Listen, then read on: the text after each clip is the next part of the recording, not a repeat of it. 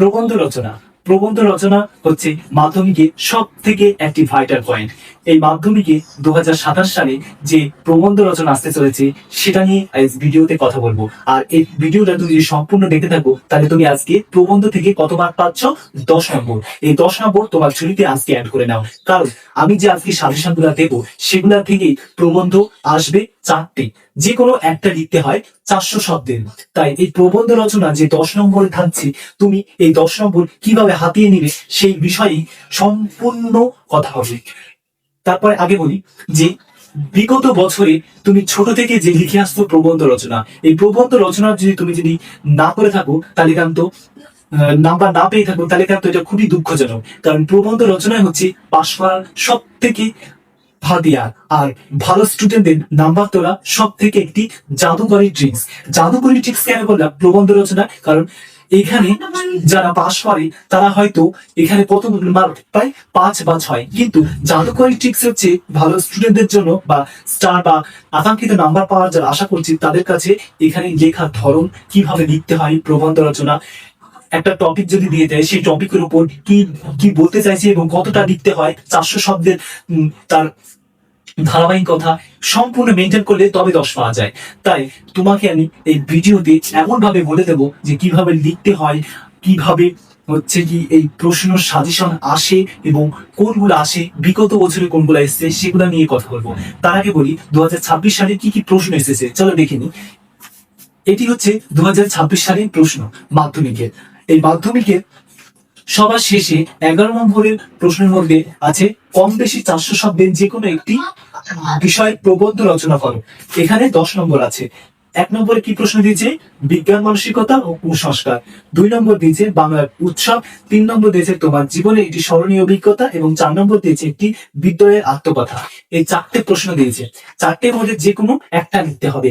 আমি আজকে তোমাদের 10টা সাজেশন দিয়েছি, এই 10টার মধ্যে যে কোনো 4টে আসবে। আমি কিন্তু এই মাত্র 10টার ভিতরে 4টে দেওয়া মানে এইটাকে প্রতি আমি কতটা স্টাডি করেছি আর কতগুলো অভিজ্ঞ স্যার ও বিভিন্ন বই ও টেস্ট পেপার থেকে আমি সংগ্রহ করেছি, আর বিগত প্রিভিয়াস এর কোশ্চেন থেকে আমি দেখে দেখে এগুলা তৈরি করা।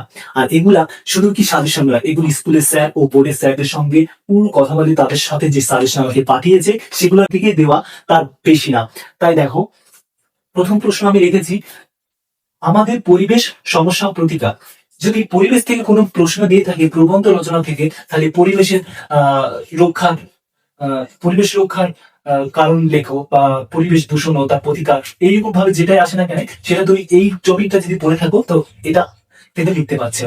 এটা কিভাবে লিখবে, এটাকে লেখার যদি এক ভিডিওতে সব বলা সম্ভব না, আমি সব কটা সাজেশনে এমন ভাবে বলে দেবো। তাই হচ্ছে এই আমি কিভাবে লিখতে হয়, কিভাবে প্রবন্ধ রচনা থেকে 10 নম্বর পেতে হয়, সেই সম্পর্কে তুমি যদি জানতে চাও তাহলে অবশ্যই কমেন্ট করে জানাও, আমি তোমাদেরকে নিয়ে বিস্তারিত ভিডিও বানিয়ে দেবো। তোমার আর কোনো ডাউট থাকবে না। আর তুমি যে লেখার পদ্ধতি জেনেই থাকো তাহলে তুমি এখান থেকে 10 নম্বর পেয়ে যাচ্ছ। আর এই সাজেশন গুলো দেখে রাখলে তুমি ধরে নাও যে মাধ্যমিকে তুমি 10 নম্বর, তুমি যত আকাঙ্ক্ষিত নাম্বার আশা করেছো সেখান থেকে এই 10 নম্বর অ্যাড করে নাও। তারপর দেখো তোমার প্রিয় ঋতু, তোমার জীবনের লক্ষ্য। 4 নম্বর দেখো এটি নদীর আত্মকথা। দেখো বিগত বছরে এসছে কি তোমার একটি বিদ্যালয়ের আত্মকথা। বিগত বছরে 2026 সালে একটি বিদ্যালয়ের আত্মকথা এসছে, এবার হচ্ছে একটি নদীর আত্মকথা। এই যে আত্মকথা থেকে আসে নদী, বাইরে কিছু আসবে না। তোমার জীবনের লক্ষ্য মানে এইটা সব থেকে যারা এইটা লিখতে পারে না প্রবন্ধ রচনা বা ঠিক মতো সাজিয়ে লিখতে পারে না, তারা জীবনের সম্পর্কে লিখতে পারবে। তাই এইটা যদি আসে খুবই প্রত্যেকটা ছাত্রের জন্য এইটা হচ্ছে লেখার মতো একটা প্রশ্ন, তোমার জীবনের লক্ষ্য, কারণ এটা তোমার সম্পর্কে লিখতে বলা হয়। তাই তুমি অবশ্যই প্রশ্ন ছেড়ে আসবে না, এটা লিখে আসবে। আর এখানে 10 নম্বর তুমি যদি প্রয়োজন জমা দিয়ে থাকো এখান থেকে যে 10 নম্বর পেয়ে যাও, কয়েকটা যদি সলভ করো বা আমাদের এই ভিডিও গুলো দেখে থাকো তাহলে তোমার পাস করাতে নিয়ে কোনো 1% ভয়ে থাকার কোনো প্রয়োজন নেই। তুমি যদি আমাদের সঙ্গে জড়িত থাকো তাহলে কোনো ভয় পাওয়ার দরকার নেই। পুরো ভিডিওটা দেখি। তারপর দেখো 5 নম্বর চরিত্র গঠনে খেলাধুলার ভূমিকা। 6 নম্বর দেখো শিক্ষা বিস্তারে গণমাধ্যমের ভূমিকা, শিক্ষা বিস্তারে গণমাধ্যমের ভূমিকা। তারপর এটা 7 নম্বর দেখো সোশ্যাল মিডিয়ায় গ্রামের বর্তমান প্রজন্ম। সোশ্যাল মিডিয়া এখন বর্তমান সমাজে সোশ্যাল মিডিয়া এতটাই মানুষ অ্যাক্টিভ, তাই এই সোশ্যাল মিডিয়া গ্রামগঞ্জে কতটা তার প্রভাব ফেলেছে সেই সম্পর্কে লিখতে বলা হয়েছে। এটা নিতে অবশ্যই পাবে, কারণ এখনকার যুগের ছেলেরা সবাই স্মার্টফোন ইউজ করে, গ্রামেও পৌঁছে গেছে নেটওয়ার্ক, স্মার্টফোন, তাই এই সম্পর্কে তোমরা লিখলে এখনকার যুগে এই ছাত্ররা তোমার মোবাইল যেখানে চালাও তাহলে এটা অবশ্যই আসলে লিখবে। দেখো, শিক্ষার্থীর জীবনের শৃঙ্খলা আর নিয়মাবর্তী। একজন শিক্ষার্থীর জীবনটা কেমন হওয়া উচিত, তার শৃঙ্খলা কেমন হওয়া উচিত, সেই সম্পর্কে লিখতে বলা হয়েছে। এটা আসার মতো খুবই ভালো প্রশ্ন, এগুলো সবকটি আসার মতো প্রশ্ন।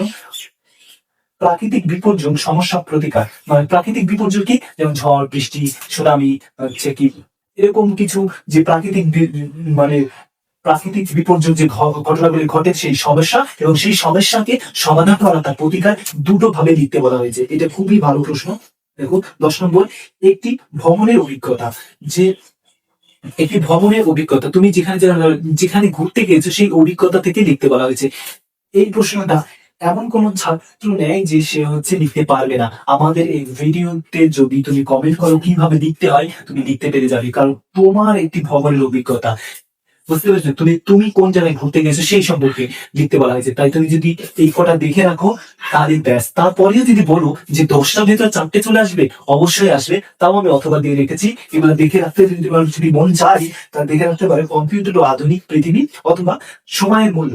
সময়ের মূল্যটা তোমাদের সবার বাস্তব জীবনেও চলার পথেও সময়ের মূল্যকে জেনে রাখা উচিত। তাই এটা এই জন্য রাখা হয়েছে, সময়ের মূল্য অবশ্যই জেনে রাখা উচিত। কারণ ধরো আমি তোমাকে উদাহরণ দিলাম, তুমি সব মাধ্যমিকে বাংলা লিখছো, লিখতে লিখতে প্রবন্ধ রচনাটা লাস্টে লিখছো, কিন্তু সেই সময় আছে তোমার কাছে মাত্র 5 মিনিট। কারণ এই 400 শব্দের লেখা আর 10 নম্বর তোলার জন্য ভালো করে 2 পাতা লিখতে হবে, 400 শব্দ পূরণ করতে হবে, সেই জন্য তুমি 10 নম্বর পাবে। তাই সেইখানে যদি সময় না থাকে তাহলে তুমি এই নাম্বারটা পাচ্ছ না। তাই এই সময়ের মূল্য হিসাবে লেখাটা খুবই সহজ।